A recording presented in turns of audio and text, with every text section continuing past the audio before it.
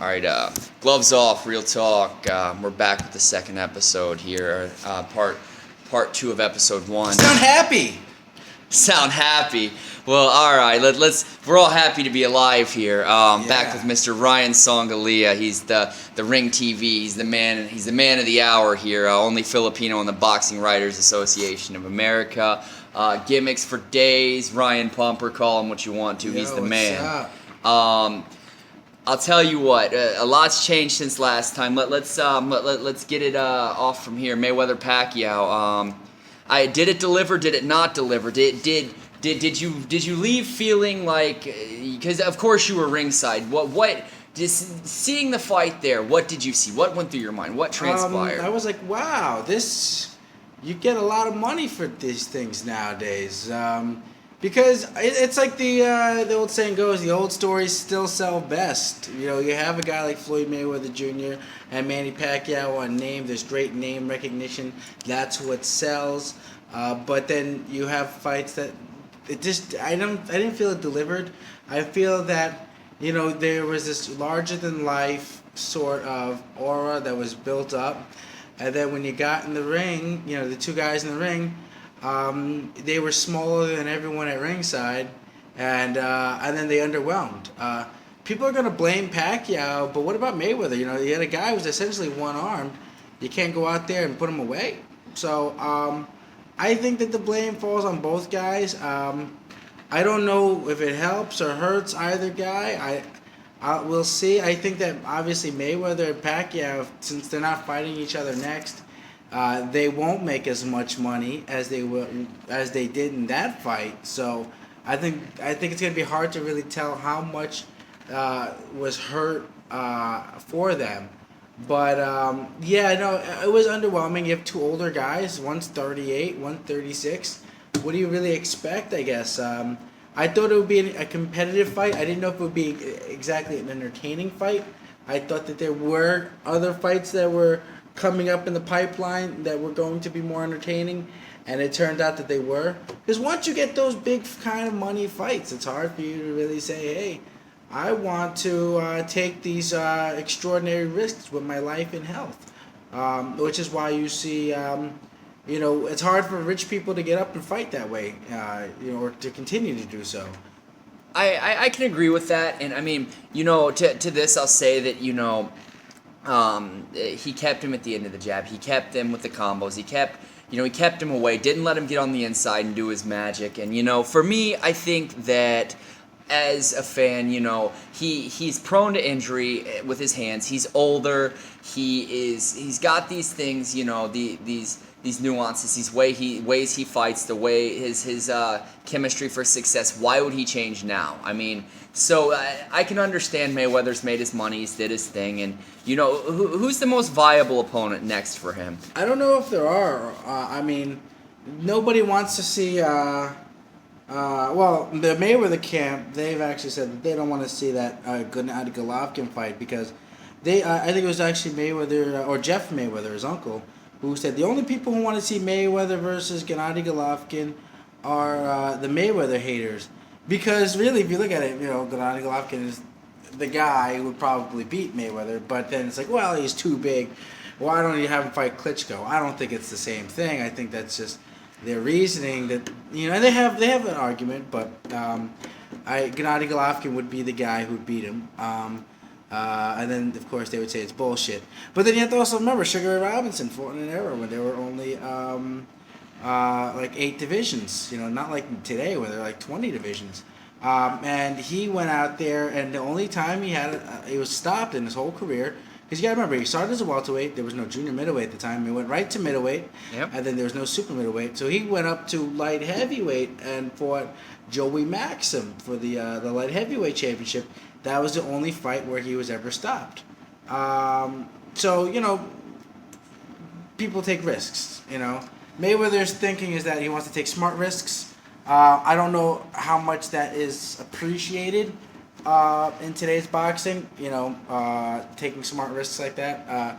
I think people want to see people go out there and be like, fucking cowabunga, I think that Amir Khan, he just fought against Chris Algieri. I think that his performance was underwhelming, and I don't know if that you can actually sell that as a credible Mayweather opponent. Yeah. But also you have to look at it like this, because Amir Khan was fighting a Chris Algieri who didn't go out there and try to box. He went out there and was an aggressor. And I think when you back up Amir Khan has trouble with that. I don't think that Mayweather could necessarily with fight. a chin that's already suspect. Well, exactly. And I don't think that Mayweather could fight a fight like that. That Chris Algieri fought. I think Chris Algieri or Mayweather would try to go out there and box with Amir Khan. Well, I mean, for me, Amir Khan would be a good sell against Kell Brook. I mean, as many have said, and that's the English fight in the English. I mean, that's one fight they could have. There's Canelo Cotto, obviously, which they're repeatedly saying is in the works. Canelo Cotto would be the biggest, super closest thing to a super fight that we could have right now. And, Cotto's coming up, as we said in the first cast, he's coming up on retirement. Jay-Z's looking for that return of investment. $15 million a fight, plus I think a $50 million. I've heard $50 million up front. That's a lot to put into a guy, and Jay-Z's not a stupid man to sit here and say, now who would the names be that he would fight? Because it's not going to be a Dan Gill that, a Gennady Golovkin's already ran through. And it's fucking hilarious, I think, because Daniel Gill could conceivably beat Miguel Cotto. Oh, yes. I know, of course, Daniel Gill is not really necessarily a killer, but you gotta remember, Miguel Cotto went out there and basically got run out of the house by Austin Trout. What's to say that Daniel Gill, who's fought at those higher weights for a long time, he's been a super middleweight. He's he's gone through those kind of wars. I don't know if Miguel Cotto can really last with a guy who's gone, who has that kind of physical strength and who has been fighting at those higher levels. I am a bit skeptical that Daniel Gill, how much he has left. But you can say the same thing about Miguel Cotto. But I don't see there being anything that is a payoff for that kind of Miguel Cotto deal that does not involve, what's his face? Canelo Alvarez. Yeah, Canelo Alvarez. Now, if I was a smart businessman, like someone like Sean Carter, Jay-Z, what I would do is say, all right, hey, Gennady Golovkin's people, you guys really need that big boost to become a star. You would get that star quality by fighting my guy. Yeah. So, yeah, you can fight him, but then I got to get like 20%. Yeah. That's what I would probably do. I would go to Tom Loeffler at K2 and give him that deal. And if they just turn it down, I say, all right, well, have fun, fighting this crop of people forever. Yeah, I hope that Willie Monroe rematch works out well for popping, Well, I mean, it was a good match because he stung a little bit on the body shots. He kept coming. Credit goes to Willie Monroe. I would like to see Willie Monroe in other fights. I think that he could be a possible credit. I mean, covering some of the ground that we lost since, or that we haven't missed since the last cast that we did with you. Julio Chavez loses, and he goes through his fourth trainer in 5 fights or something. He goes to Garcia now. His 5th trainer in 4 fights. Holy shit! The guy's trained with. I heard that he's gonna actually. Try to reincarnate Georgie Benton and have him train him next, or maybe Angela Dundee. The guy, at some point, it's not the trainer, it's the fighter. And and to that I'll say, as the point that you've made when we had spoken earlier about, I want to fight at 167, pick a fucking weight class and stick with it. Because you're going to sit here and you're going to call out a Gennady Golovkin, you're going to say that he's dishonorable when, for fighting a Willie Monroe, when your ass got exposed on your fucking stool by Andres Fonfara. Wasn't his biggest win like John Duddy? And then, it was funny because you had the guy who drinks a lot against the guy who smokes a lot of pot. And then you have, let's talk about dishonorable. They basically tell Sergio Martinez, we're taking your championship away. You are going to be a super emeritus whatever the fuck WBC champion, and then then we're gonna let Chavez, who hasn't fought anyone, the greatest credit that he had to his career was that he was the son of Julio Cesar Chavez Sr. And we're gonna basically let him fight Sebastian Zbik for the title, and it's gonna be a total discredit to the sport, and we're gonna let him call himself a champion now. So I would say that's probably more of a disgrace, especially when you consider who his father was. His father. I mean, yeah, at the end, Chavez Sr. also pulled some fuckery when he had the rematch with the gentleman, the first guy who beat him. I forget, but basically he gets a headbutt and he tells the WBC, yeah, I want to stop this fight. I think I'm winning the fight. Let's go technical decision. And then, when he attacked Larry Merchant verbally for basically calling it like it was, that he quit against Oscar De La Hoya in the rematch. So, we've seen that a bit. But I'm not going to lie and say that I didn't totally mark out when I got to shake Julio Cesar Chavez Sr.'s hand in Vegas. I was like, wow, I'm touching one of the toughest guys ever lived, It's like, I respect the father because I've seen some of the stuff that he's done, which is very, I want to say, he was very matter of fact with the way he did things. I think that, for me, Fanfare is hopefully gonna come up and catch some kind of wave and ride it. I hope good things happen. I hope so too, but you've yet to address the fact that my writing is very Damien Runyon-esque. I think we've gone like how many minutes and we haven't discussed that? Well, let's talk about your writing, man. Okay. You always you have a knack for picking things up that the average sports commentator would not pick up on, or even the ones that are even more astute. You write things in such a way that how do I say it's I don't want to say it's like a documentary almost, but it gives you a third perspective that you didn't really see before. I learned a lot of shit from a lot of the stuff that I've read.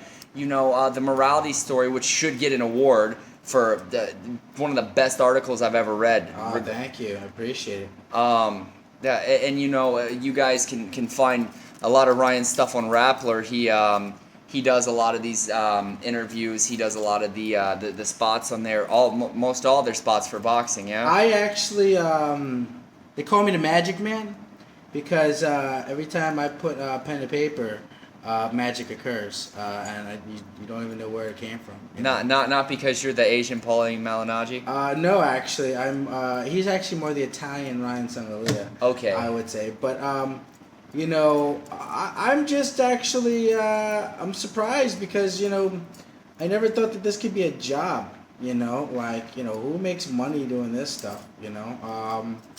It's a really crazy thing that occurred. Because I was not really sure what I was gonna do. I love to read, and I wrote in my spare time as a kid, and then magic just occurred, where I got to become. This was my job, So I'm very lucky in that respect. But I definitely appreciate your kind words about the Moralde story. Actually, Moralde will be making his comeback. He's fighting in Spain. Yeah, he's fighting in Spain. Two title versus title. Looks like your boy Bombay's in Men's Health this month. Oh, that's nice. That's a pretty interesting spot. And also I just want to. Oh wow, is that a tornado or some kind of maybe a hailstorm going on? Maybe a hailstorm, yeah. Hail, yeah, no, Tokyo. I just want to say, I'm praying everyone's safe out there. Just read there was an 8.5 earthquake that just hit there. And I don't believe that it was a publicity stunt for the new San Andreas movie. Although I feel like it's a bit ill-timed, either that, or I would be, really think it's kind of a bad taste that they would, Well, I mean, it's that. The Rock. Come on. Do you smell what The Rock is cooking? No, but I heard that some animals can actually detect those things. like earthquakes before they, they go and like bury underground. Some of them, right? Yeah, yeah, oh yeah. You know the dogs. Our dogs know when it storms. Now I'm gonna make the comment that there's no way that was a tornado because there's not enough There's not a trailer park or a big enough concentration of white people here. I was gonna say I didn't hear any country music, so I don't think that it was a tornado. That's usually like the warning sirens. Is that they will actually Garth Brooks. It'll be Garth Brooks, or Waylon. Lyle Lovett. You know, he gets fucking Lyle Lovett. Lyle Lovett, was he country? I don't know, dude. He's a fucking dude. I don't know. He was actually dating what was her face? Pretty Woman for a while, Julia Roberts. Yeah, Julia Roberts. Yeah, I mean, how the hell did he get that deal? Dude. You know, it's funny because she has a weird history of dating because she also was dating fucking David Copperfield for a while. You know, I mean, it just seems like she's like, hey, I want to get with the most famous losers on the planet. I'm not gonna say the loser because David Copperfield, he has his own theater at the MGM Grand. You know, that's like, he must be drawing money because you got to get those people into them casinos, and he's got the David Copperfield Theater at the MGM. That's like, they have the two greatest draws in Las Vegas right now at MGM. They got the Mayweather and they got the David Copperfield. They don't have the Jabberwockies. I think it's New York, but they don't. Well, I mean, Siegfried and Roy are still floating around out there somewhere. Didn't one of them like get eaten? He got fucking mauled by his own tiger. But like, I heard that before that happened, he muttered something anti-Semitic to the tiger. So I don't really blame him. So you can't. This is 2015. I think we're beyond those. Yeah, I mean, come on, let's get with the times, all right? Let's get with it. We can't. I just think everybody should screw everyone, and then we're all like a color, but maybe that color isn't really that cool, and then you might get like kind of bored because there aren't like different people color of chicks to like get there's with. No more. Somebody go, well, your grandfather was white or your grandfather was this color or that color. You know what? All the racism would be out the door. I think it would be pretty funny. But then it would suck because then we'd have to find other ways to hate each other. Yeah. Because then we'd have to actually get to know each other as we'd have to get to know each other as individuals. And for me, I don't think that's really. God forbid we have humanity. Yeah, I don't have the time to know everyone for who they are. I'd rather just generalize. Yeah. And then to stick needles in them for it. Yeah, definitely. I mean, why not? I mean, you can't. What's your saying you like to use? You can't paint with broad strokes. Yeah. But you really can. It's just. You have to be good at it. Yeah. You have to make sure there's no air bubbles in there. But also because you sell more T-shirts if you say you can't, because then you start thinking, oh shit, I gotta throw out half my paintbrushes now. Well, here's the thing: you can't paint with broad brushes. How long the fuck do you think it's gonna take to fucking paint a room if you got a freaking little dipsy doodle type of deal here? You know what? A roller is actually much more efficient. I ain't got time to be painting all day, making sure I hit every crevice. I got shit to do, all right? Fucking Main Max, he's wrestling Bombay Suarez in 20 minutes, all right? I got to paint this room already. Well, I mean, for me, I... Have you ever been a painter? Yeah, actually today. What'd you paint? We had to paint spots in the unit today, I'm not gonna, go out there and disparage you, but you're no Picasso. I'm just saying. I'm no Picasso. I mean, I may look like a Picasso painting, but you're more actually kind of with the beard. You look a little bit like a Da Vinci. Da Vinci, yeah. You might be actually. It's not bad to say. You're not a Picasso. You might be a Da Vinci, but not quite a Picasso. That's actually pretty. That's still not a bad, spot to be in. No, not a bad spot to be in. All kidding aside, the one thing that one of the recurring themes I bring up in the in the cast here is basically in their own words.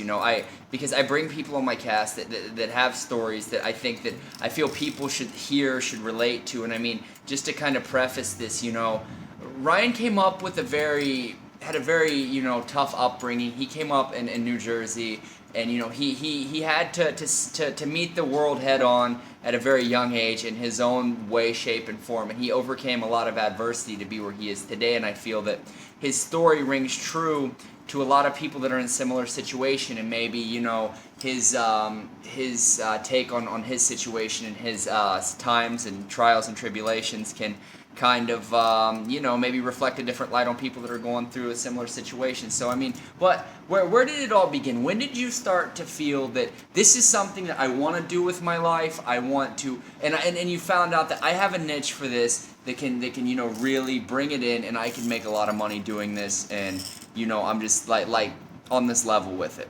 Yeah, true. Jersey is the tough place to come up. I'm from Jersey City, New Jersey. It's funny because I say Jersey City, New Jersey, because a lot of people won't know, the areas I'm from. But like my dad still lives in Jersey City. I lived there for a bit. I was born in Hoboken, so I always say that the three greatest things that ever came from Hoboken were Frank Sinatra, baseball, and Ryan Songalia. And I'll be humble enough to put myself third there. But of course, I spent most of my formative years in Cliffside Park, New Jersey, which is, it's actually funny because Joey Pantoliano, who was you might remember him from, he was the Italian guy, of course, Sopranos, or if you were a Goonies fan, he was the Italian guy with the really nasally voice. Was he the one that was singing? No, it was the other brother, the bad guy. Remember the two bad guy brothers? Yeah. It was the other one. Who was, the more, like, serious one who didn't sing? Yeah. That's Joey Pantoliano, and he was, we were both born in Hoboken, raised in Cliffside Park. And actually, a boxing Hall of Famers from there, too. Former light heavyweight champion, Gus Lesnovic. But yeah, I digress. Yeah, it was pretty wild, because, one of, about 6 or 10 kids, depending on what you think of the, the family dynamic and how you count brothers and sisters. But yeah, I grew up pretty rough. I was always in fights. I did my thing, I was always good in school, but it was hard for me to really concentrate because, I didn't know when I was going to get myself into a spot where, I'll be, like, arrested or something like that. And I'm talking about, like, 11, 12 years old. I was already, I was a little wild child, But then, like, I guess as I got older, I found a bit more healthy outlets, for my my angst. I got involved in boxing, Union City Boxing Club, once I moved over to Union City. Actually, that's funny because when I moved over there were no basketball courts, and I was more of a basketball guy. Like my neighborhood, like mid to downtown Union City, had no basketball courts. And the only spot that we could really chill was there was this one school that actually wound up getting demolished. It was a Catholic school, and we had to hop a gate and we had to throw a football around after hours in like a concrete whatever the fuck. It was a boxing gym. I used to always walk by it, and I was going down to Hoboken, which is like really like always like my getaway spot when I wanted to be doing my own thing. So one day I went in there. I said, "Hey, I want to, let's do this." And I wound up becoming. I got in shape. I got some self-respect, and it was very empowering in my life. And I mean, you what would you say to someone who is in this kind of a situation today? What would you say to them for them to to know that I made it out? I wouldn't necessarily say to empower them, but to give them a perspective, so to speak. I always look at it like there's a song, and the song is by Avril Lavigne. And I always tell everyone, keep holding on, 'cause we're gonna make it through. That real talk, because it's like, everyone has options. That's the thing that people like to always make you feel that you don't have options. You don't have choices in life, that you can't go out there and do what you want to do with your life because of where you're from. Maybe set of circumstances. Yeah, the set of circumstances. I had a pretty shitty set of circumstances myself. I had a stepdad who beat the shit out of me all the time. And I was always like, excluded from shit. But I told myself that I'm gonna hold on. I'm gonna stick this out because I know that they know that I know that they know that I was better than them and that I was gonna get my shot. And then when I got my shot, I would take a shit all over. Now, May 2nd, where were you? What were you doing? I was at the Mayweather fight, Pacquiao. Mayweather. Where were you at in relation to that fight? It was about like 2 rows in front of Magic Johnson. And which was where at in the vicinity of the ring? It was on the ground floor, close to ringside. I wasn't on the apron, but I was close enough to the apron. The point of this, the reason I ask him this, and we'll get back to the boxing stuff in a few minutes, is that you should understand that a lot of us in life, I myself have had my own struggles with things, and and eventually one day I might interview myself. I might do the Al Snow bit, but for now we're gonna look at Ryan came up from a pretty rough area, and to see what he did is inspiring. I bring people like Ryan on the show because not only is he a good friend of mine, he is a person that it's inspiring to hear these things, that people will come up from a set of circumstances and persevere through things like this. I mean, when did you say, I've made it? What was it to you that it was an article, or when you met somebody, or when you did something? What moment did the tide turn and you say, man, this is really it? That exact moment, I've made it. I don't feel like I have, because I still, and also I don't ever believe that it's a matter of oh, well, I made it, I can, that's it, I'm good, I'm set for life, roll credit.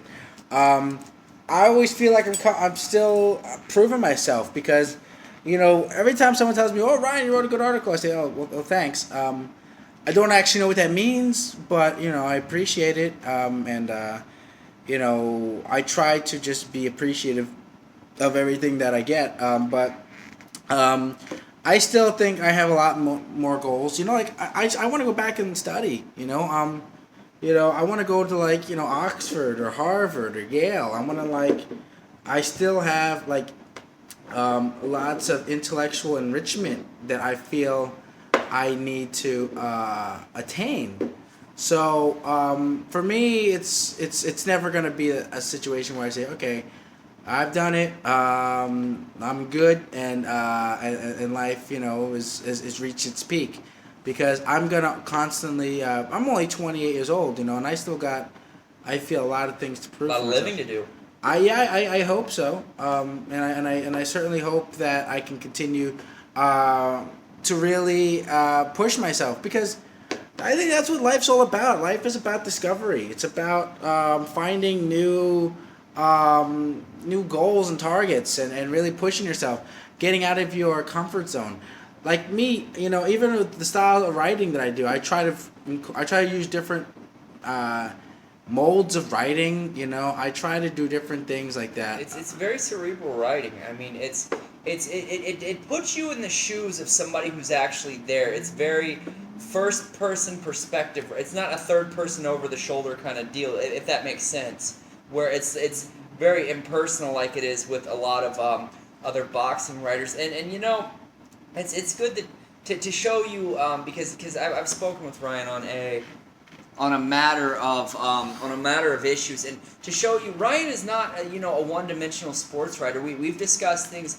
I mean, if you look at things that are going on in the world today, I mean, you see one that's popular with us that we have talked about in the past couple of weeks, Widodo and the executions. I mean, and we discuss things like this a lot because I feel that, and to steer it away, to just kind of give a little intellectual stimulation here, I feel that they prove nothing by shooting these people. The one guy didn't even know he was being fucking killed. Yeah, exactly. I definitely think Indonesia. It's kind of a dog and pony show over there. You know. Pardon me. When you fucking go to Saudi Arabia and appeal for somebody's life who fucking murdered somebody, a capital offense, you appeal for that person's life. However, you will execute people for bringing drugs. Why don't you put them on hard labor, and why don't you have them educate people not to do drugs or fucking buy them? I actually think that the thing that you have to realize is that the lives of only your citizens matter, okay? Like, 'cause those are the guys that are going to pay taxes. So if you kill someone from another country, it doesn't fucking matter. Nice input there, because international relations don't matter, correct? Not really. I mean, if you could just pay off a guy, because you have to look at it like this. It's like, you know, I mean, blood money. I don't feel that. Like for myself, I've always been lucky. I've never killed anyone. I know people who have, and I couldn't live with that. But like, there are people. You know, you talk about blood money and things like that. Are you really Are you sending the right message when you're out there and you're paying blood money for your own citizens, but then you're unwilling to really listen about Others? Yeah, like, you know, other countries. Because Australia, they and I believe also Brazil, they withdrew their consulates. Yeah, and they not only did that, they denied the credentials of the new ones. Yeah. So now what? You're gonna what if Australia just says, you know what, we're going to withdraw everything from all our support from Indonesia, because not just because you killed these guys, you know, but because you've shown an unwillingness to really reach a middle ground. Yeah, reach middle ground when it comes to diplomacy. Indonesia's growth over the last 20, 30 years, you really have to look at Australia and their partnership. Because they're very instrumental in that. And you know what? Okay, then what happens? You know, your GDP starts to dip, jobs start disappearing. What are people gonna do? Drugs. They're gonna look for drugs. So because you remember New Jack City, it's the same principle, different country. Yeah. So with Dodo, you know, with douchebag as I call him. With Dildo. Yeah, you know, real genius moves. Joke, OE, Widowmaker. Yeah, I don't think highly of him. I'm gonna say this, you know, and if either of us haven't said it clearly yet, fuck this guy, because you had two Australians who were actively rehabilitating prisoners that will never enter that prison again, and the death penalty has shown to not be a deterrent by the numbers. Now, however, I'm gonna tell you, I believe if someone rapes or someone molests a child, or someone is a terrorist, or they've committed capital murder. Or someone just can't park a fucking car for their life. Let's just put that out there too. Yeah, well, that too. I mean, but you commit crimes that there's no way that you can function in society, and we've proven beyond a shadow of a doubt that you've done it. Then we can discuss the capital option. But for me, I feel that, you know, it just shows how stuck the mentality of these people are, and you know, they spare Mary Jane Veloso, and you know, they turn around and say, you know, yeah, I agree. You know, look at the top comment. Kids are just ungrateful these days. Well, they are. I agree. But you know, I feel that, you know, also on top of that, you have what's going on here with the Spratlys, and then you have all this shit going on with Russia, because just today it was revealed China's putting artillery down there. Oh yeah, you know, and it's funny because about like 20 years ago, the Philippines and the United States really had that whole region under lock. I don't know how they got the magic key to get in there and just start putting their things up, but you know, you have to really look at it like that. It's like, you know, it feels like, you know, everything's lining up for like a real power struggle in this area. Because China, you know, they're growing, and they still need resources to grow. Well, they're like locusts; they destroy everything and leave. What if though, there's a war that happens, right? Because it's never really been like, I don't think it's ever been demonstrated that the Spratlys has oil. What if there's this war and wait, there's no oil? Oh fuck, you know, like. Oh, kind of like there was weapons of mass destruction in Iraq. Yeah, but at least, you know, there was oil. Aluminum tubes, motherfucker. Yeah, aluminum tubes everywhere, man. You know, I saw them on the freaking satellite photos. You know, 'cause it's funny because you know now you look at it like this. America, they've kind of gotten cool with the one party that could have helped China in a war versus America with Cuba. You know, like they kind of got cool with Cuba. You know, you got fucking Rihanna's going down there doing secret shows now. You know, and you know what's gonna be next? We're gonna have fucking Blink-182 opening up Cuba Fest. That's the next thing. There's not going to be a Cuban Missile Crisis, and I think that was pretty strategic for the United States. I mean, for me, you look at a situation, mutually assured destruction. I'm sure you're familiar with. Yeah, of course. I was from the 80s. But you know, you look at a situation with the Spratlys or with Russia and Ukraine. I mean, you have things as what would seem inconsequential as FIFA, where Putin is saying the U.S. is flexing their state muscle, so to speak. You have the U.S., you know, just saying that it's business as usual. We're righting the wrongs of the world. You know, with Ukraine, I question a lot of the accounts that were being read because I don't think that, you know, we're getting the full story from people. I'm not going to turn this into a conspiracy theory thing. I'm just going to say that, you know, I think that things are twisted for certain people's benefits. And, you know, we have been at war more years than we haven't. And you can't deny that. If you look and you go count the number of years America's existed and the number of years that we've had wars, it lines up that we've had more war than we've had peace. So. Well, you know, this reminds me of this right here. So I'm reading this one story, right? You know, Jersey Journal, my old newspaper I used to write at in Jersey City. 29-year-old teacher met her, they called him a victim. He had sex and gave the guy marijuana, right? Yeah. So he's doing 5 years for that. She is? But he was 12, but, you know, I guess it was going on until he was 14, you know? You know, so she's going to do 5 years, right? And one of the comments on the story says...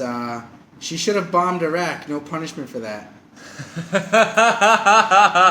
You know, but you know, you have sex with a kid and give him some weed. You know, it's bad too. But you know, it just goes to show you that you know the real big crimes. You know, I mean, come on, that's dishonor when you look at it, because they, you know, you remember how the FBI should have went out there in there like Waco. Well, you know, exactly. Set some places on fire. Say they got to establish dominance. Yeah, you know. But you look at it like this. They had the what's it called deal? Judith Miller, right? Yeah. She wrote the story, and New York Times said, well, you know, we have sources that say these guys have, you know, whatever the hell, weapons of mass destruction. Yeah, definitely. And then it turns out that there wasn't. And of course, the New York Times or the FBI or the government, like, well, we used this report to justify it. She led us astray. And then what do you do then? All right, like, so who takes the fall for that? You know? I mean, where does the buck stop? Because, you know, I feel that when you have things like this, you with the ISIS situation, you know, we've completely undone everything that we went in there and did in the first place. You know, everything's completely fucked. And, you know, I look at it in such a way that I question, you know, with ISIS, you know, the thing is that I think their thing is people that draw Muhammad now. They like shooting those people up. Yeah. But, you know, they decided to go to Texas and you know, the most fucking redneck state where there's a gun behind every fucking blade of grass, and you know you pick the right people to fuck with if you want a jihad down there. So oh yeah, no, Texas is great. Yeah, except for everyone getting killed there. Yeah. But like you know, America is a wild place right now. With the police, you know, a guy got shot in the back 8 fucking times. Yeah, no, it's insane. I think, and it's sad because. I feel that there is a desperate need for respect of law enforcement, and then you have people who are actually, for me, if you're a police officer and you betray the public's trust and you commit a crime like that, what you are actually doing is treason. because you are basically undermining the government and its policies by being a bad representation of law and order. And more people aren't going to want to follow laws. I say you should go to jail for longer if you were a cop and you commit a crime because you know better and you abused public trust. And I think that we talk about these mandatory sentencing guidelines for marijuana crimes, for stupid shit. Yeah, for pot crimes, but fucking ignorant. What about, we do that for the, the peoples with, killing the kids, Well, think about it this way. You have, and I mean, I think we should end the war on drugs. You can call me crazy. It's a bold statement, and I'll make it, and I'll tell you why. Because you want to disable the cartels, you know what? Go to the fucking corner store, and I'm going to tell you, if you have a mind to watch boxing fights, you're going to watch boxing fights, correct? Yeah. If you have a mind to go out and slap some stripper on the ass, you're going to do it. Yeah. If you have a mind to go home and get fucking drunk and walk around in your underwear, you're gonna do it. The point of the matter is that if somebody's gonna do drugs, they're gonna fucking destroy their life whether you tell them to or not. Unless they can make epic music while on the drugs. Like Dave Mustaine did. Like Dave Mustaine, but then afterwards, not so much. Not so much. Or if you look at, what are them called? The My Chemical Romance. They were great meth heads, and then afterwards, not so much. Children of Bodom, great band. Who? Children of Bodom. I don't know who they are. Who are they? Why are you talking to me about them? I'm talking about My Chemical Romance, great American music, right? Yeah. New Jersey. They're from Newark, New Jersey. If you don't have a problem with Newark, Jersey, get the fuck out of here. It's my country. But seriousness though, I mean the war on drugs, they're justifying funding for the police, military equipment. When you have a guy in Jacksonville, Florida, pulling over traffic violators in a fucking tank, you've got a problem. I'm not going to say that they don't need to have... After the North Hollywood shootout, I will say I'm not irrational. Do you not agree that they should have the equipment to meet a situation? I agree. Because this is the thing. I'm not one of those ignorant people who's going to say, oh, fuck the police. Because first off, I know a lot of cops that... were big helps to me. Even like when I was a kid. My boxing trainer, Joe Body, lieutenant at Union City, New Jersey. They've done a lot of great work, and of course you need that. But I'm saying that when you have that kind of a visual, like a tank, that is not what people expect from America. That is martial law, and when you do that, you lose you lose the right to go out there and say we're the best country in the world because we're turning turrets on our own people. On our own people, man. Now, honestly though, because I know you have a military background, how do you, as a motorist, disable a tank if say the cannon is placed at you? Well, it'd probably be a good idea to bend over and kiss your ass goodbye. Like, honestly, one of them shots, what do they do to a car? Your car's done. You're dead before. You're dead instantly. But is it hard? Can you, accidentally trigger that turret and, fucking blow up a car? That would have to be on purpose. So you couldn't, whoa! Whoa, look what just happened. Whoa! My bad! Whoops, dude! Man, I'm in trouble. The lieutenant's gonna have my ass for this one. Yeah, so you can't do that, right? Desk duty. Yeah, desk duty for sure. But seriously, I want my listeners go look up Daniel Holtzclaw, former NFL player, raped 8 black women, and he's on administrative leave. And I mean, for me to see these kinds of things, the guy Michael Slager who just shot this guy in the back who he said took his taser, handcuffs a fucking dead body. The guy that exposed the Eric Garner I can't breathe thing, for those of you that forgot, is being poisoned. His food's being poisoned in Rikers prison, or he says it is. I don't know. I'm not there, so But the thing is that I'm not against law enforcement. I'm pro accountability, and I feel that there's a conflict of interest when you have you're placed to protect the public the citizenry, and you don't meet your charge. And for me, I think that the public is waking up to this. Do I think that rioting, destroying neighborhoods, hurting, killing innocent people is the way to go about it? Not at all. Now, how do you know that they're an innocent person? Well, They might have done some shit, but they just didn't get caught. okay, you know what I'm saying. Okay. In this context. Because what if, there's a riot and some innocent bystander gets killed? Oh, but wait, he was a Zodiac killer. Fuck. What are the odds? Who'd have thunk it? Now, do you still say that rioter should be held accountable? Or was he like, we hit, pay dirt and we killed the guy who should have been dead? Mr. Songalia has his broad stroke brush out right now. Listen here. How do you paint a fucking room the fastest as possible? Okay? With a roller. Alright? Or if you got the gun. But, that shit's expensive. Roller, you can buy it anywhere. But, we're talking with fucking Bob Vila, the room painting artist over here. So. Listen, I heard that you don't tape your corners. So, It's that's out there. Well, to Where do you get the best shims to stir your paint? You're fucking insane, dude. You're fucking out of your mind. Shim.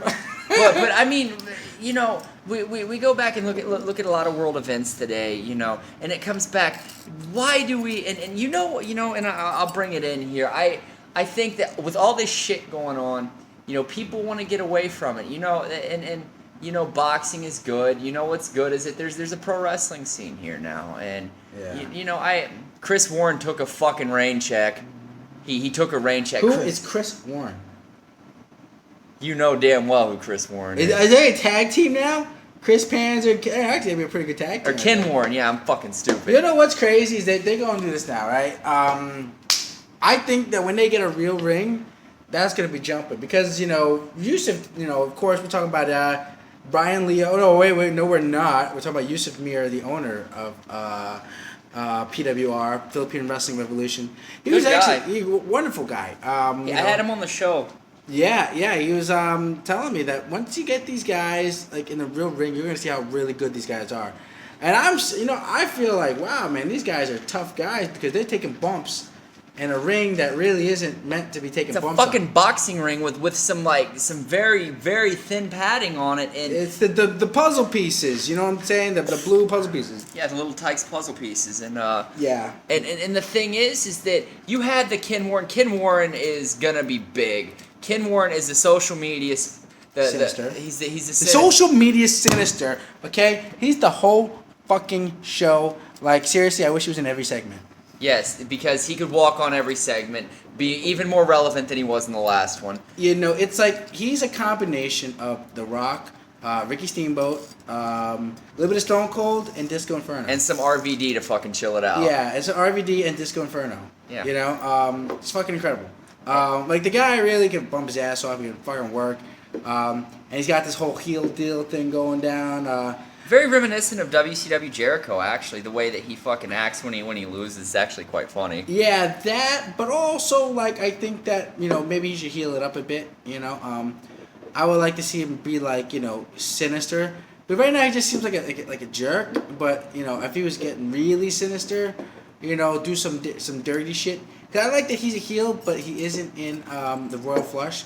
Because, you shouldn't have everyone in the Royal Flush. It's like the NWO principle. Yeah, exactly. And in that respect, he is like Jericho. Because, like, Jericho was, like, the top heel who didn't happen to be in the NWO. Yeah. And I liked what I saw. And, the Chris Panzer thing, if Chris Panzer doesn't want to be Chris Panzer, he can be Atreyu from the Neverending Story. Yeah, I agree.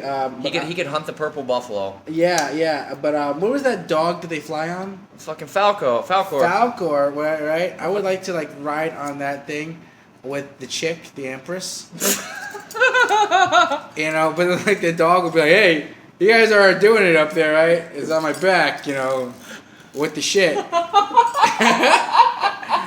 I just got my coat clean, But it's white. Nobody will notice the difference. Boom, finesse. But seriously, they put on a good show. You go out there. It's escapist entertainment at its finest, I believe. And the WWE, I don't feel that they're really doing shit as much right now. With the PWR showing you what you can do without production values. With the strip down, with the without the production values, without all of the everything that's involved in it, and it's showing you that you can come out and have a good time. And you're satiated with what you want to see. If you want to see, but you go to see Brian Leo get his ass kicked, or you go to see this or that or the other. You'll get something along the way that'll give you what you want to see. Wouldn't you agree? I agree, and what I actually think is even crazier is that so you remember we were just talking about the Bastion, the boy who's like reading the book, right? Yeah. It turns out that as he grew up, he became Modest Yahoo. What the hell, man? Atreyu didn't do. Hey, you're right. It is Atreyu, man. Dude, he is. He's fucking. That's Chris Panzer right or there. When he got to teenage years, he could have actually been Jason David Frank. David Frank. He was the Green Ranger, right? I kind of look like the Green Ranger right there. Right? Yeah. Hey. Chris Panzer could be the Green Ranger. Okay, the Empress chick. Yeah, she's all right. I mean, it looks a bit like a slightly hotter Tracy Ullman. Now. Not bad. She's Iranian, by the way. She's Iranian? She's Iranian. Oh, man. I'm into that, man. So, apparently... Falkor turned into an old man. Yeah, Falkor turns into an old man, which, is kind of weird. Well, he was Gamork, too, and the Rockbiter. Wow, so he could have been anyone. Why did they show just that? Because it has white hair, and so does he. So it almost looks like it could... If you took this old man and made him into a flying dog, it would be Falkor, actually. Yeah, well, what about the librarian? Let me see here. Oh wow, Deep Roy. Was this Deep Roy is that a? That's the guy, right? Deep Roy Teeny Weeny. Is this guy is he moonlighting doing something else? I don't know what he's doing, man. I bet he's friends with the thug. Yeah, which one's that? The thug. Which one's that? You know who I'm talking about. Oh, the thug of porn? Yeah. Oh shit. Tony Eveready. Oh wow. Wow, this guy. Apparently he went to jail. What is he? He looks like he's in prison. Yeah. We have Chiron, right? He's the African American guy who was with the Empress. Yeah. I don't know why it looks like he died, and that sucks. But it looks like he's in prison here, but he may have just been playing a role.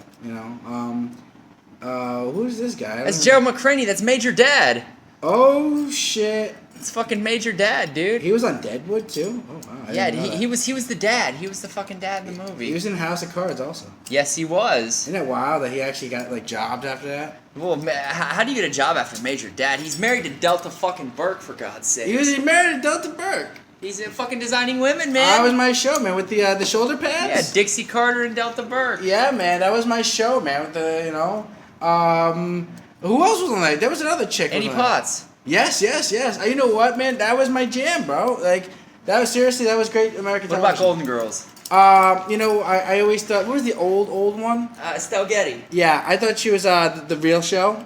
Well, she was fucking Don't Stop or My Mom Will Shoot, dude, with Rocky. That was actually, I would say that was probably Sylvester Stallone's best cinematic performance. Very touching, very, very heartfelt. Remember that SNL thing where, he gets pulled over by a cop who used to be... Oh, actually, no. The guy was in a car accident, and Sylvester Stallone is the guy who, is in an accident with him. He's like, can I save him? Hey, don't worry, I got you in a second. Hey, hey, you're Sylvester Stallone. Yeah, I know, but don't worry about that right now. We're gonna save your life. And then the guy's just starts talking shit about all his movies, and then he's getting unbuckled out of the vehicle, and the guy's like, stop, and then Rocky's like, what? Well, my mom will shoot. And then he's just like, fuck this guy, let him die, man. This guy's a piece of shit. Because the whole time, they're waiting for help, and he's just talking shit about his movies. Well, Stallone, I am the law. You know what? He was actually pretty good. What was that movie? Judge Dredd? Judge Dredd was a pretty good movie, I felt. I liked the video game because it took away... You didn't have to be, just killing everyone. You could, arrest the people, I liked Armand Assante in that movie. Oh, yeah. Also, I liked... wasn't that the movie where, they had, cyber sex? Yeah. Yeah, she's like, she's like, hey, you want to do it? And he's like, yeah, sure. And then, she pulls out some virtual reality thing. And he's like, oh, I thought about doing it the old-fashioned way. And she's like, yeah, that's disgusting. And I was like, oh, man, that's going to suck in the future. If I'm going to hook up with a chick, it's on, virtual reality. That sucks, man. Actually, now that I think about it, that movie sucks. Really. You know, it's funny to me that that I you know what another movie that from back then was you remember Super Mario Brothers? Oh yeah, when they had John Leguizamo playing Italian guy, and then of course Bob Hoskins is also an Italian guy Yeah, there. God rest his soul. Oh yeah, he was a great one. I love that movie. Who was it that played the princess? I forget who it was. Was it Samantha Mathis? I forget her. Was that her? Because she was like in all those like '90s movies. Yeah, where, like, she was Samantha Mathis. She was like the vulnerable chick. I think she was also in a movie where she was like a country singer. Yeah, she was in Play to the Bone. Yeah, she was. Yeah. So that was her. And then was it? Who was it? Who the fuck played Koopa? That was Dennis Hopper. Dennis Hopper. Yeah, that was freaking awesome. Here, I'll give you. Yes. I'll give you a little fucking. Did you know Bob Hoskins was set to play Al Capone in 1987 in The Untouchables when they got Rob De Niro, when Brian De Palma got Rob De Niro to do it, and he fucking paid him for it, and Bob Hoskins sent him a thank you letter in a fruit basket and said, "Let me know if you ever have any other movies you don't want me to act in." Oh wow, that's insane. Yeah, you know what, that Super Mario Brothers movie, I feel like they shit on it unnecessarily, but it was a really good movie. For what it was. For what it was, yeah. I mean, it was actually kind of funny in a lot of ways, and they had a WrestleMania mention in there. And it wasn't bad. I mean, the finish I thought was a bit like bullshit. I didn't feel like there was a big payoff. Because then she just becomes like the princess or whatever the fuck. Of the shithole world. Yeah. Yeah. And then they found that her dad was, I guess, like some the king, and got turned into slime. he was fungus. It was fungus. Because that was the thing, like the whole place turns into fungus. And the fungus comes back to help him in the end. Oh man, but wasn't that awesome? Like the bomber. Yeah. The bomber thing. The Bob-omb. Yeah, Bob-omb. So this must have been like Super Mario World, right? Yeah, it's the brothers. And then because you also had Yoshi in that shit. Yeah, you little fucking dinosaur. Yoshi was from Super Mario World. Yeah. And then I thought it was cool because remember John Leguizamo was like the fungus. I think he's trying to help us, and it's like it turns out he was actually true.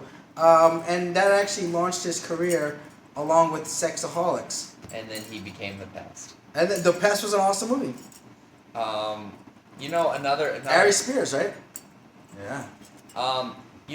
There was they had a lot of good fucking movies back then. I like The Untouchables, man. That was good shit. Yeah. I haven't seen it as much. I've only seen the old TV show with who the fuck? Robert Stack. Yeah, Robert Stack. I've seen that shit. Dude, Robert Stack scared the fuck out of me on Unsolved Mysteries. He's like, was there a ghost that is haunting your house? Maybe you could help us solve a murder. I'm like, I don't want to get fuck involved. All right, you know what? The guy's dead. No one's bringing him back. All right. My goal is to not join him in death. You know? Yeah. And here's our number, and we've replayed this so many times on Lifetime channel that you don't really know because there's no internet yet. If this is still a cold case. And my favorite one was where he goes, "You could help us solve a murder. Call Unsolved Mysteries. And while you're there, order a sweater and a mug." Yeah, like, what if I think that show would still be going on right now. He was still alive. Well, yes, that, and also if every murder that you help solve, you get some kind of like a T-shirt or maybe like a hoodie for for the winter time, or like a lunchbox for the kids. Then I would be more inclined. Because they never told you what you're going to get if you help solve these murders. I mean, if you're going to get fucking jacked by this dude in 8 years, you should get a consolation prize. Because, I've seen Cape Fear, and it never works when you fuck with murderers. Because they tend to be very vengeful people.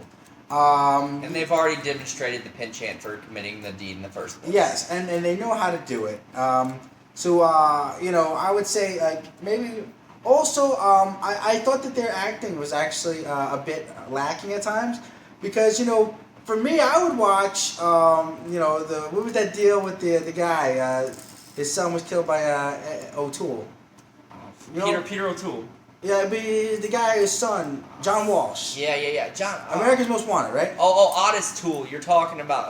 Whatever. Yeah, you know what I'm talking about. And then John Walsh fucking comes on. He does America's Most Wanted. But Plus, I thought actually, first off, he's not a Robert Stack in terms of linguistics. He doesn't really have that same presence. But he was strong enough, and he always seemed to dress like a cop. Which kind of made it like, oh man. Is John Walsh gonna have to choke a bitch? I mean, John Walsh, dude, he got pretty heated with a child molester one time. Well, it's funny. I read his first book. It was really good, actually, and it helped me understand domestic violence better because he said that it was very hard to show domestic violence on, America's Most Wanted. Not just because of that, but because people would maybe feel that it was the victim's fault.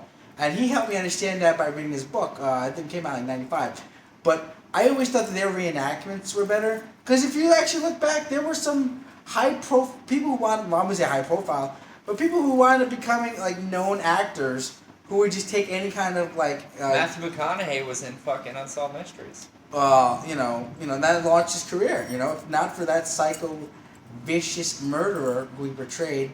he portrayed the victim, actually. Well, actually, because he looks more like... Because maybe I'm just judging him wrong because he looks like kind of like a psychotic murderer. Because he's white? Well, I'm not saying that, but, it plays a role. But, I just think that Matthew McConaughey, it's just like, I think that it's great that we got these TV shows that really helped to launch careers and also, and in some instances, even catch murderers. Well, speaking of Matthew McConaughey, I liked him in the Newton Boys, but I agree with what you're saying. Now, what do you think? Unsolved Mysteries or How to Lose a Guy in 10 Days? Whatever fun. Which was a better acting? Well, he got shot for, if I remember correctly. Which actually, I mean, not that many people can pull off a death scene like that. Well, the guy was exposing himself to 8-year-olds. 8-year-olds, dude. Oh wow. Was he the 8-year-old? No. Which victim was it then? Who was the victim? Because if he's not an 8-year-old, you're not going to tell me that some guy exposing himself to 8-year-olds is a victim. No. The murderer was exposing himself to 8-year-olds. The guy, Matthew McConaughey, goes over and says, "Hey, stop this shit," and the guy fucking shoots him. Oh, okay. So he was not like Matthew McConaughey wasn't showing his. Did they actually show the guy showing his junk? Well, he was like Super Troopers. And he had the gimmick with the trench coat. And then because I remember him fucking, I remember thinking that the acting was so terrible, and then. But then he winds up being like one of the greatest actors of our time. So, I mean, shows what kind of talent scout you are. Yeah. Imagine if you worked for fucking Miramax at that time. Yeah, I was watching Unsolved Mysteries. I don't think he's any guy you should really. I don't think you need to fuck with this guy. Yeah, and then he winds up doing How to Lose a Guy in 10 Days or whatever the fuck, and or how many days it was, and then you would be out of a job. Definitely. It just shows that I'm never gonna listen to you about acting. Well, I mean, at least I still could scout somebody better than fucking Zardoz. I mean, come on. Who? Fucking Sean Connery in a goddamn Speedo in the 70s. Wait, you were not into that? Not at all. First off, my problem was that he didn't manscape. I mean, you're about to be on the silver screen. Or is it the gold screen? What do they call it? Silver screen. What is the gold screen then? I don't know. What is above a movie? Is that like a webisode? I don't know. I think a podcast is the gold screen. Yeah. So you're about to go on the silver screen, and then you got your gimmicks out, your silver pubes, because he's never had dark colored hair, and I just think that's really tasteless. People need to see that. They're children. You need to see Life of Brian, Monty Python, because it's funny that they go after they don't go after Jesus, they go after the followers, which is hilarious because he says, the guys follow him. He goes, "I know a Messiah when I see one." Ancient Roman times. Yeah, and he goes, "I know a Messiah when I see one. I followed a few." And then he goes, "Why don't you all fuck off? How shall we fuck off, oh Lord?" Oh shit! Oh shit! That's wild. Dude, the movie's fucking hilarious. But honestly, your opinion, John Walsh. What do you think about the guy? John Walsh is a fucking hard ass, dude. He went straight after the dude that got his kid, and you know he's done a lot of shit for a lot of fucking people who have been in a lot of really shitty situations. So I can say, yeah, I respect what he's done and more than given back for. And you know, I feel that there is you know, a need for the service he did, because Robert Stack was just an actor. You listen to Robert Stack doing just a straight up Robert Stack. You listen to him doing an interview. Him doing a fucking normal interview is just creepy. And then he did basketball. That was epic. He was the best part of basketball. He goes, that nosy bitch neighbor that lives across the street. Or like what was that? Hanging in his fucking closet by his neck. I didn't expect. You know, he was great in Airplane as well. Yeah, he was awesome in that. You know, and then you know, what do you rate him as a crime fighter though? Not Elliot Ness, but as the guy who solved a lot of ghosts. I want to sidebar real quick. Where the fuck did they pick filming locations for that fucking show? I don't know, man. But you know, it always creeped me out because like whenever I was like in the car, like as a kid, and we were riding around like highways and shit at night, I kept thinking I was gonna see a body on the side of the road, you know, because like every day on Unsolved Mysteries, there was some kind of dead body on the side of a road, you know. And there was one thing that still fucks with me to this day, right? So there's this one thing on Unsolved Mysteries where like the dude, so alright, this mom and their kid get into a car crash. They fucking fly off into like, you know, some creek. And the kid lives there for like 5 days. Yeah, you remember that shit? You're talking about Nick Skubish. I know what you're Nick Skubish? I know what you're talking about. Did you go to school with him? How do you know this guy? I know because I read the story a long ass time ago. Yeah. He because the kid had basically lived out there for like 5 fucking days by himself. With his dead mother. With his dead fucking mother. And there was a big long story about it. And he said something to the effect of what was it? He said something to the effect of there was some kind of spirit hanging around him or some shit. Yes, that fucks with me to this day. Cause I'll tell you what happens, man. Cause like, is that the one where like they say like some guy who was driving saw like a naked woman on the side of the road? Yeah. Yeah, and that fucked up, man. And then he finds some like kid. The other one that was fucked up was where that girl was seeing her dead neighbors, and her dead neighbor, her fucking old man dead neighbor, that had his hand cut off in a fucking mill accident, was pushing her while she was swinging. And that fucked up, man. Dude, that is really... Unsolved Mysteries is the most fucked up shit ever. But then it's like, also they would have like one, like, they had like the creepy music, right? Yeah. Like, it would be like some shit like, when we come back, and it's like, Civil War, are dead soldier ghosts still out there fighting the Civil War? Or the laugh and club. who the fuck is winning? Yeah, well, because Pennsylvania, they did the Haunted Pennsylvania bit, and you know. Oh fuck, they went out with that gimmick, huh? Well, I mean, being from Ohio, there's a lot of lore in the areas about you know the Civil War. We were talked to a lot. Did you guys really have the Civil War there? Not in Ohio, but Pennsylvania. You know, getting. So you guys were like really like not important to the founding of like today's society. We were the 17th state admitted, so we were kind of like. Nobody gives a fuck. How many presidents are from Ohio? Let's see. Exactly. No. Actually, McKinley. William McKinley. And you know what? What happened with him? Harding was from Ohio. Yeah, he was very established. You know, well, fucking. People remember him today. Oh shit! It's about to be on. Dude, I really hope the lights don't go out. You know, it's like when I hear this, it's just like, oh, shit's about to get Or I'm expecting Razor Ramon to come out. Yeah, you know, the whole fucking like keyboard and like the drum machine deal. Like you could do anything. You could like have like Razor Ramon. You could have Unsolved Mysteries. You can't do 90210. You know, you could do Happy Days if you really wanted to. Sunday, Monday, Happy Days. Tuesday, Wednesday, whatever. If I was ever gonna commit a massacre, I think I would be playing that in my headset. You're like honestly, like when you hear this shit, man, you just know that shit's about to happen. And it's like somebody's gonna die, or somebody just found their fucking father after 60 years, and It's like Oh, remember when Anastasia, the fucking Disney The Russian, deal? yeah.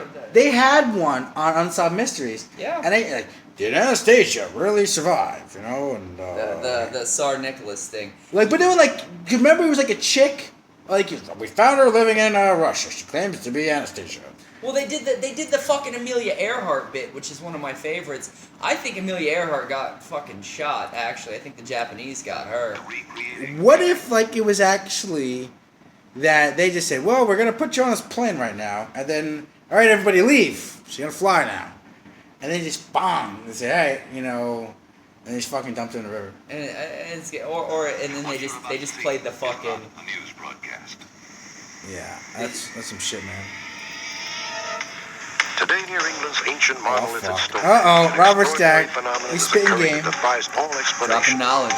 Bizarre, shit. perfectly formed circles are appearing crop overnight in circles. scores of wheat fields You across know the shit's about to get real. You know this Experts only have no happens for idea white how people, they have been though. formed. I'm not. Only You know. No they seem alien, to no have aliens are going to the hood of the natural barrier to origin. fuck around like this. Exactly, because they fucking jack this shit, son. They'll What's get up? fucked up. They try this In shit. a small You know, town and in we don't Colorado, have, like, two fields friends really. vanished without a We trace have, under like, the same bizarre you know, circumstances. fucking And oddly, schoolyards and these shit. same events were foretold in a novel Look at that one was view. writing And about that's some the other. shit, man. On This a North fucking show was Carolina hardcore, highway, man. four men were stalked Like, with I wish that they had rhythm like a savage guy who high-speed sounded like chase. Robert What Stack, could have and then been the motive for really this shitty vicious hit-and-run reenactments. killing? You know? Also Yeah, tonight, this the is. heartwarming Why is he always story dressed of like a Elliot reunion Ness? between a young Like, woman and a honestly, loving I family feel that she like- was separated from Look at 13 the years backdrop. ago. Come on, is that not On fucking the very weird? night of our Like, why are you in a broadcast, church, Sharon bro? Stevens found her You long-lost know- Are you foster confessing for something? You know? I mean, I think that he's got a lot of guilt. Maybe half these murders he did them. You know? I'm not Man. just saying. You know? Cold case. You know? Robert Stack. Also, you gotta look at this. All right, remember the stalker? What was it? Barry Windham? No. It was another guy. No, I'm sorry, Nails.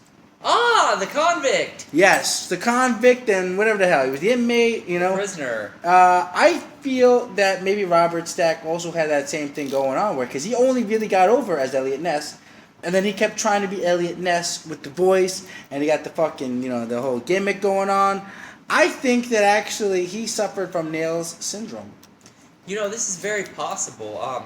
You know, he had the theme music at least. Yeah, you know, I'm saying that actually helped him get over. What if he would have came down the fucking zip line at WrestleMania 12? Yeah, either him or Erwin R. Shyster would have been really, I think, made a big thing. What about him versus Erwin R. Shyster, a fucking suit and tie match? And then, you know, and then they could just get, like, strip each other? What are you talking about?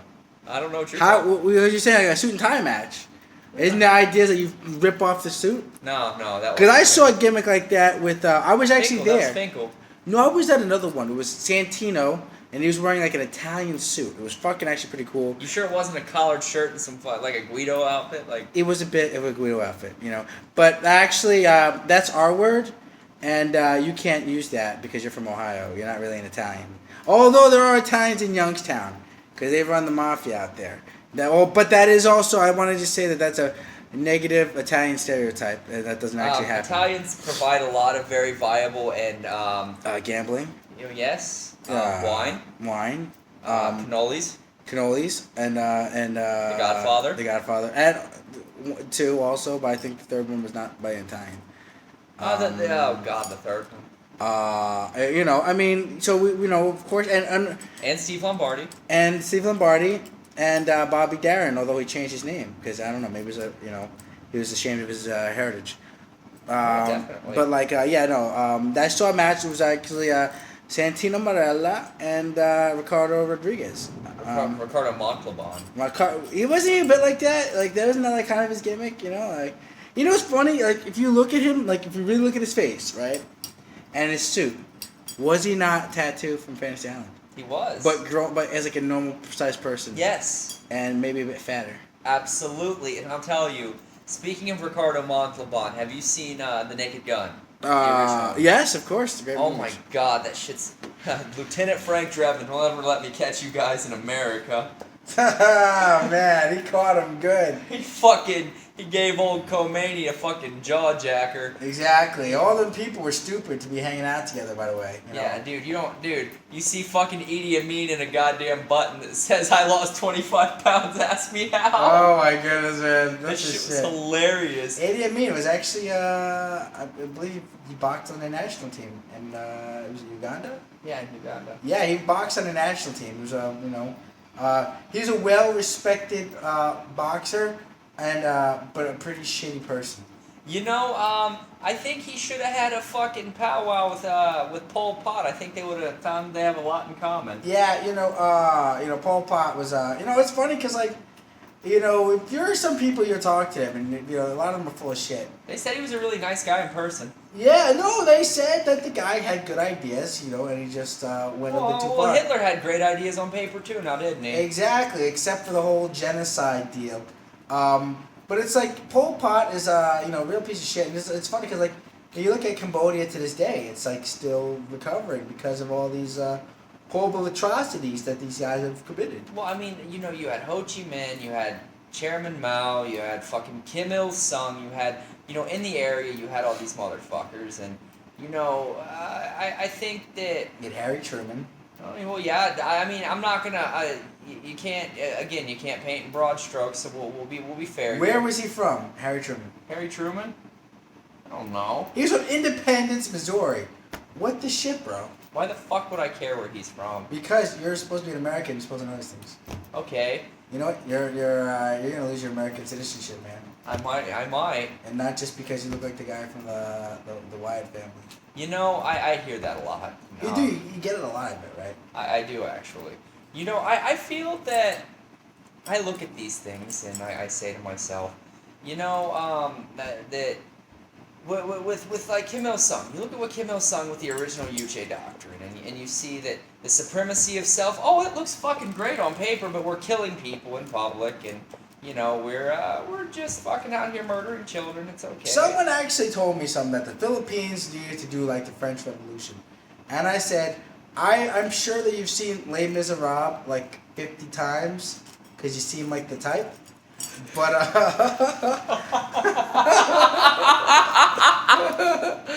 but let me tell you something about the French Revolution, okay? And guys like Maximilien Robespierre, and basically they did the Reign of Terror, where they killed people based on whatever the fucks. They were just killing guys on rumors, it was just a really shitty deal, And, the French Revolution, yeah, it got rid of a lot of people, but you killed a lot of innocent people. There was no sense of justice. They convicted Marie Antoinette by saying that she had sex with her kids. So if by French Revolution you mean accusing women of having sex with their kids, what do you call it, incest? Yeah. I don't think that accusations of incest are actually going to be beneficial to the state. But if you want to watch, Les Mis, whatever the fuck, 20 million times, and I'm pretty sure that they only watched Les Mis because, Lea Salonga was the lead and it was a Filipino. But if it was, if you had to watch the one that's on what's that place where they have the things in London, West End, yeah. And now it's actually Eponine is played by I believe an African American woman. Probably they wouldn't watch it, So I'm just saying that. You look at a lot of the French. The French mindset. I mean, they were, you go back and you look at it to kind of bring it forward. They didn't want to be a part of the Iraq War. Jacques Chirac didn't want to be a part of the war. Yeah, they said, we have no beef with Iraqistanis. They said the Iraqistanis never called me... But George Bush said that area is definitely right for regime change. Yeah, and I have to thank guys like Patrick Taylor for helping, the cause. Yeah, helping the cause, most definitely. Do you feel any guilt that you actually hung Saddam Hussein? If you look at it in reverse, I helped him up and sent him on his way. Yeah, if you watch it backwards, yeah, you're like, I got you. There you go, buddy. There you go. Hookah. If you watch it backwards, it's like the IRA saved a suicidal dictator. Hey, now you're an all-star. But to say that I would be so one-sided to think that I was a part of something that was greater than me. Well, I don't know. Maybe it was. Maybe it wasn't. What can be greater than Patrick Taylor, though? Isn't that kind of like, except for more Patrick Taylor? More, yeah. I mean, I am. You see, the only person that draws more than me is Jeff Jarrett. Yeah, I would agree. You can't fuck with Jeff Jarrett. One thing though, like I read your discharge papers, Yeah, right? Because it's public knowledge now. Because you had the fucking Freedom of Information Act, right? Yeah. Which I know your people, the Americans, are not too fond of having. Yeah. But I read what your superiors had said about you, and they said that you never drew a dime. Yeah, I never drew a dime. Now, Never drew a fucking dime. I broke 1,000,000 guitars in my little Ohio brain. I thought I drew more than Hogan. Yeah, like Patrick Taylor, whenever he would come on the screen, it was like he was in the click, because you would hear the remote controls put click, click, click, because they didn't want to watch you. Yep. And it was people changing the channel because me and my friend screwed over Steve Austin because I'm a bitter old bastard. Yeah, and you deserve where you belong, You and your jealous friends got him fired. You're a bunch of jealous old bastards. But to kind of bring it home here, I'm gonna say that we had just to finish up on the boxing thing. I think that anytime that you want to read an article that you want to get something out of that just isn't complete shit, you want to get a perspective other than the one-sided one-dimensional thing. The boxers are painted as people. You can empathize more, understand their plight and their positioning and what they're trying to do, especially this Morality story. You should really look up that name Morality and read the story. What was the title of that story? Linked by Tragedy, I think, something along that deal. And you need to read this story, and it's good shit. It's just a story of some of the things that can happen in boxing, and these are the things that happen sometimes, but still the sport moves on. So this we went a little over to because a lot of the people that listen to this really like the cast. So Ryan eventually at some point will be back for part 3. He's gonna keep doing his things. I think he's he's gonna do his writing thing, and he's always in the pursuit of the truth is out there, and we'll be back to see what's going on with him. Maybe he'll be out there fucking laying it down with the PWR. Well, maybe I won't, because I'll be like, you know what? F this. I am a draw on my own. I should be at the top of the card. Yeah, I mean, this could happen. We'll see. So anyway, it's been real. Till next time, y'all take it easy. And any final thoughts? I just want to say, Phil Mushnick, bite me. Wrestling's still working around. And I just want to say that I thought IRS should have come down the zip line at WrestleMania and not Shawn Michaels. IRS never took his ball and went home. I think IRS should have came down the zip line to have the swerve where Barry Horowitz goes over on Bret Hart to be the first fully out of the closet Jewish champion ever. Yeah, because I think that they kind of wasted that on Goldberg. Yeah. But otherwise, Godspeed and do good shit, guys. Yeah, take it easy. Real talk.